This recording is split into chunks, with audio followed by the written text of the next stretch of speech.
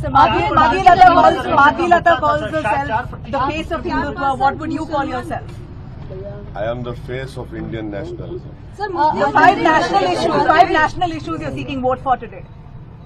I've already said it, but I don't want to get into this trap of appealing for vote on the day of polling when the campaigning. What are your five national issues, sir? No, there are many issues. See, what I feel people of India should understand, especially the youth, the Narendra Modi government has done what they have done with the Indian Army recruitment with Agniveer.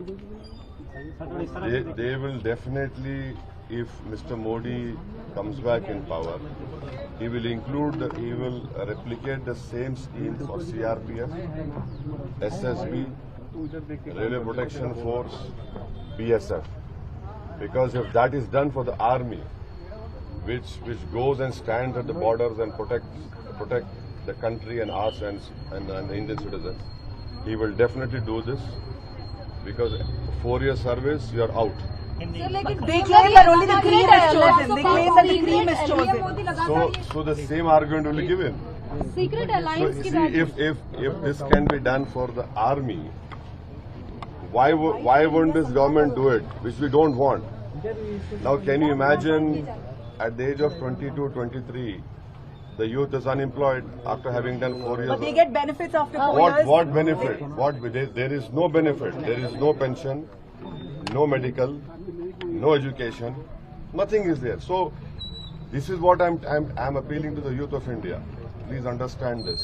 अभी उसको हिंदी में बोल देता हूँ कि मैं ये बताना चाह रहा हूँ इस मुल्क के युवाओं को, जो इस देश की आबादी का 50% हिस्सा है, जो हमारे देश का मुस्तकबिल है और जिनके कंधों पर इस देश को चलाने की जिम्मेदारी आएगी।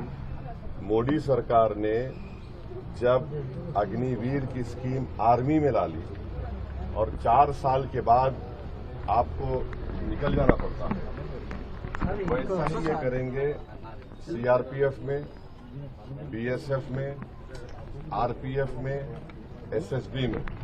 तो ये आपको समझने की जरूरत है और वही आर्गुमेंट देंगे। आपके हाथ में 20 लाख आ जाएंगे, आप वो कर लीजिए। तो ये बहुत बड़ा मुद्दा है। रेलवेज में भी करेंगे, नहीं करेंगे, और आरपीएफ में तो करेंगे। So what's your take on the India Bloc Alliance? I am not part of it, so I cannot comment on it. लेकिन आप समर्थन कर रहे हैं, उनके लिए इशारा किया है आपने।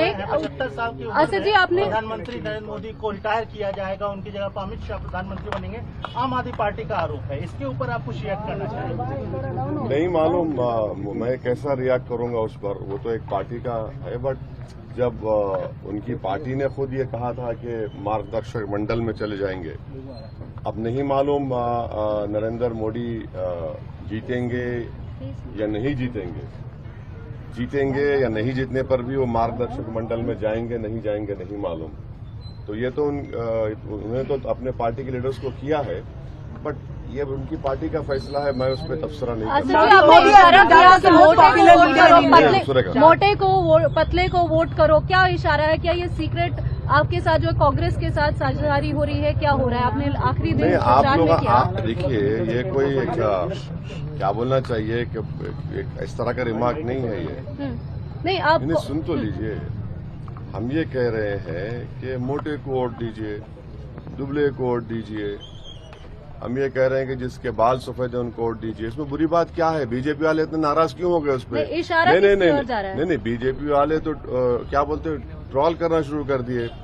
ओईसी, अरे भाई सब चीज है ना भाई। आप अपने लीडर को बोलते 56 इंच का, हम बोल रहे मोटा है, मोटे को कामयाब करो। हम बोल रहे दुबले को कामयाब करो, जिसके बाल सफेद है उनको कामयाब करो। तो इसमें बुरी बात कॉन्स्टिट्यूएंसी में उनका नाम पॉसिबल है 400 पार। देखिए, 400 पार का जो नारा मोदी ने दिया, भारत के दलित और जो संविधान से मोहब्बत करते हुए समझ गए कि ये 400 पार का मतलब ये है कि बाबा साहब अम्बेडकर का संविधान गया, आरक्षण गया, या बेसिक स्ट्रक्चर चला जाएगा, आर्टिकल 29, 30 गायब।